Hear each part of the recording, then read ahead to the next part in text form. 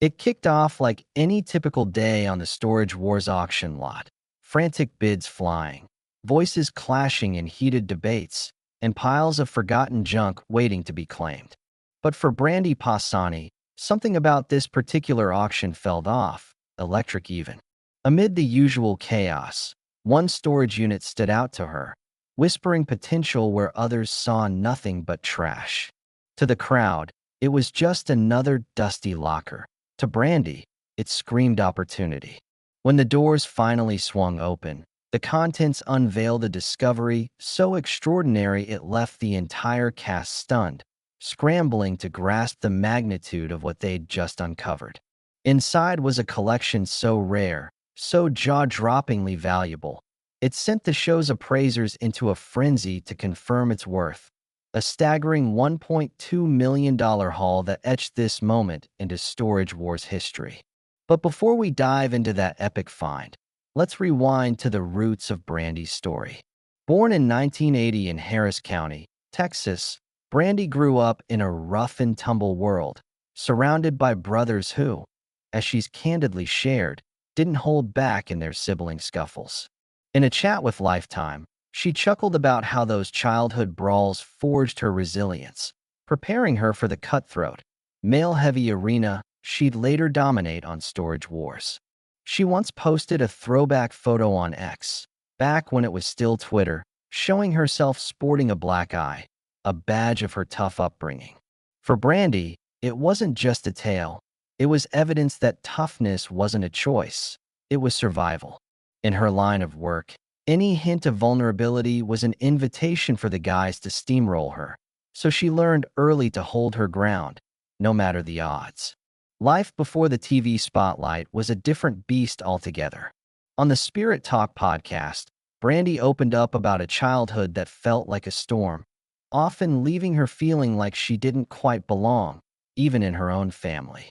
She admitted to wondering if she was adopted, a kid who never quite fit the mold. While others might settle into their circumstances, Brandy couldn't. She always sensed something bigger waiting out there. Long before Storage Wars turned her into a recognizable name, Brandy's dreams took a different shape. Growing up in Houston, she had her heart set on becoming a chef, a far cry from bidding wars over abandoned lockers. Despite her bold, confident on-screen persona, she's confessed to being naturally reserved. In a My Lifetime interview, she laughed about how, as a shy kid, her go-to defense was shooting people icy glares instead of striking up conversations. That blend of grit and quiet sensitivity defined her early years. On a Facebook video, she revealed she played softball for nearly a decade, a hint of the competitive fire that would later fuel her success in the storage auction game. Her chaotic, boy-filled upbringing gave her the tenacity to thrive among the strong personalities of the industry. Before fame came knocking, Brandy was just a young woman hustling to make ends meet. In 1999, she was working at a carpet cleaning company when she met Jared Schultz, her future partner, and, at the time, her boss. Brandy told the Philippine Daily Inquirer that Jared was relentless in his pursuit, wearing her down with his persistence. Jared, naturally, spins a different yarn. During a Facebook Live session, he teased that Brandy was the one chasing him, practically stalking him after she joined the company. He admitted dating an employee wasn't his brightest move, joking that a friend left notes on his truck to remind him to treat her kindly, as his rough edges sometimes got the better of him. Jared laughed off his lack of charm, saying he leaned on humor and stubbornness to win her over. Brandy, however, insists Jared was the one smitten, his constant flirting more awkward than romantic at first. Regardless of whose story you buy, one thing's clear.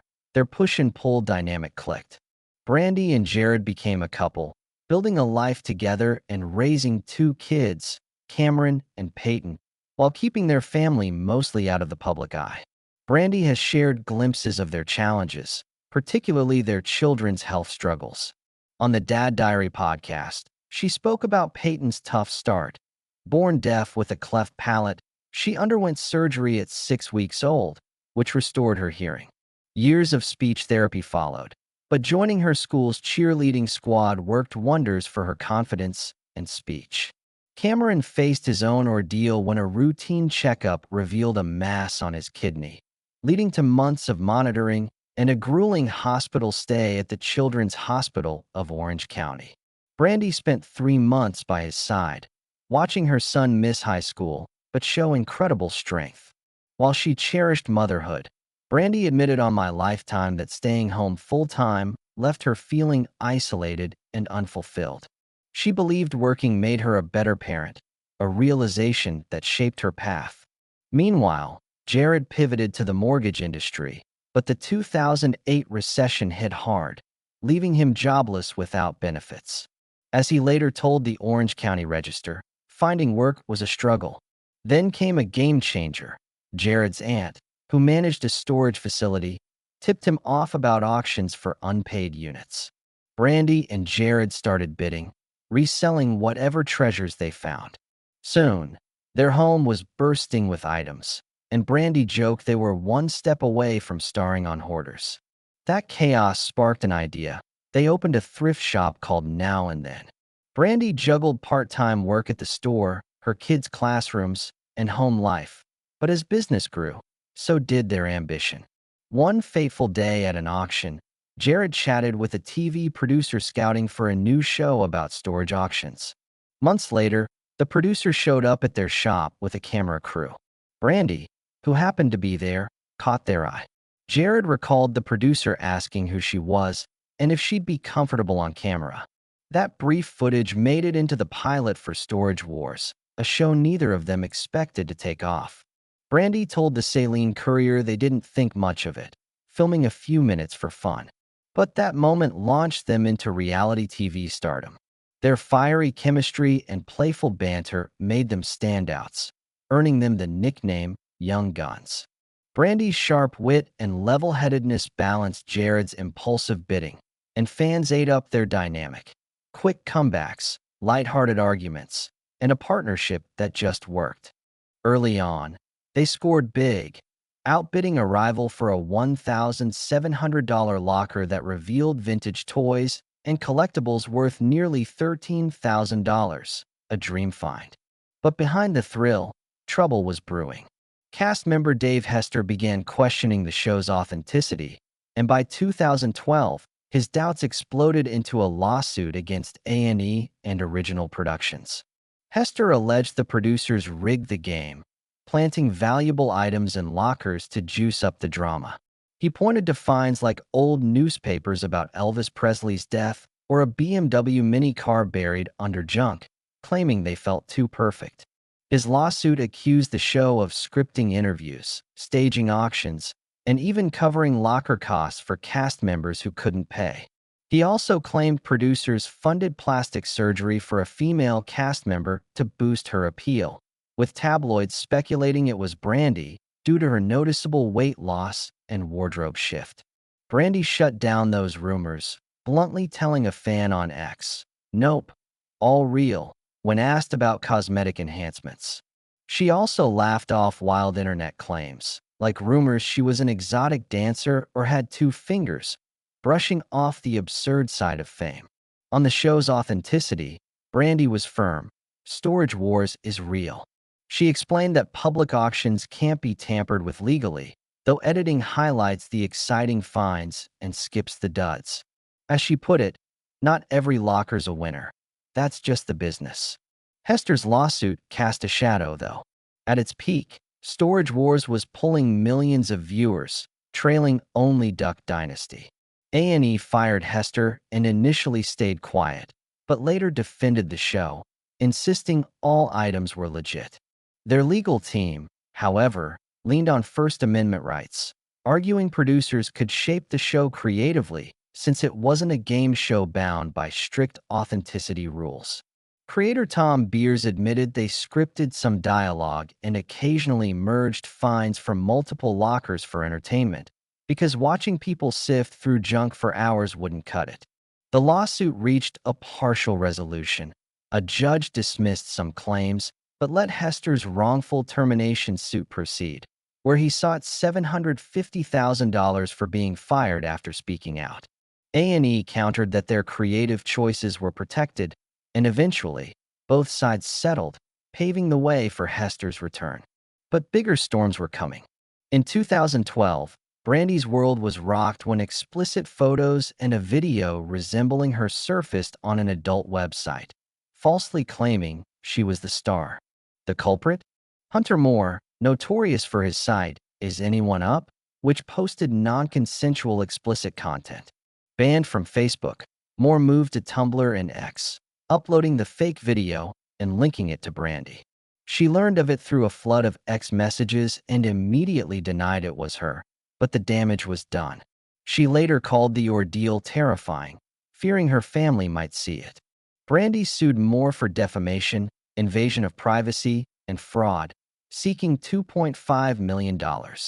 Court documents detailed her distress, clarifying she'd never made such content or met Moore.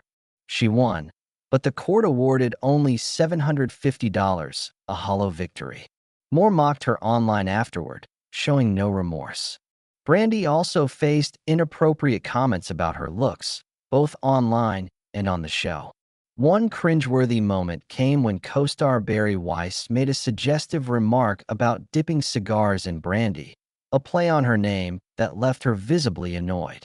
Fans on Reddit and NeoGAF called it out, noting it crossed a line, and the clip remains a talking point years later, highlighting the extra scrutiny women in the spotlight endure. Then came a chilling find in Season 5, Episode 5. Brandy opened a locker that gave her instant unease, a decorated deer skull with ritual beads, real and unsettling. Co-star Zach Carter tried to lighten the mood, jokingly gnawing on a petrified corn cob found nearby, but Brandy wasn't having it. She wanted nothing to do with the creepy haul. Digging deeper revealed preserved chicken bones, a bag of what looked like human hair, and a rattle made of bird beaks. The creepiest item? A wooden scepter carved with a man wearing a chicken on his head, sparking questions about ritualistic use. Despite the eerie vibe, Brandy and Jared bought the locker for $900 and turned a profit, though the scepter's fate remains a mystery. Another shocking moment came when Jared accidentally knocked Brandy over while rummaging through a locker, only to uncover a case of human teeth. Jared thought they might be modern implants, but Brandy insisted they were real. Experts at OCS Dental Academy confirmed they were vintage dentures, using individual teeth set in medical-grade wax, worth about $300, a small payoff for such a grim find. In Season 6, Episode 2, Jared found a bizarre locker with a massive, rideable My Little Pony plush, hinting at an obsessive collector. Brandy noted documentaries about bronies, adult fans of the franchise, while Jared uncovered a bin stuffed with hundreds of My Little Pony items, confirming the locker belonged to a dedicated fan. In Season 8, Episode 18, Buys and Dolls, they found a doll that looked ripped from a horror flick, peeling skin, dead eyes, and a haunted vibe. Jared teased Brandy by making it talk, freaking her out. A doll expert, Dr. Tony, valued it at just $50, so Brandy gave it to her dogs as a chew toy. Her favorite finds, as she shared on the Happening Now with Hammer Newport Beach podcast, were practical ones, items she could flip quickly for cash. She also debunked the TV magic, noting that safes often held junk, like a binder of adult magazine cutouts she once found. Brandy revealed production hurdles, like major storage companies refusing to allow filming. Chains like Public Storage saw it as bad PR, not wanting to spotlight unpaid units being auctioned off. As Brandy quipped, "There's no show called Foreclosure for a reason. Companies prefer to keep that quiet." Then, in 2021, a bombshell hit. When Storage Wars returned, fans noticed Brandy and Jared were no longer a team. Brandy confirmed they'd split and would bid separately. Jared said they could still attend auctions, just not together. But things took a darker turn. Per TMZ, weeks after the season premiered in April 2021, Brandy was at an Orange County bar with friends when Jared showed up. An argument erupted, and Brandy asked him to leave. He allegedly refused, and pushed her twice before leaving. Police charged him with misdemeanor domestic violence battery, and Jared vanished from the show, though A&E never confirmed if he was axed. Brandy, meanwhile, shone solo, scoring big with a $35 locker that held a Victorian sewing kit worth $900, netting over $3,000 with help from co-star Kenny Crossley, whom she bribed with a home-cooked meal. Today, Brandy Passanti is still the fierce, Texas-born treasure hunter fans adore, but she's forging her path alone, proving her grit and instinct remain as sharp as ever.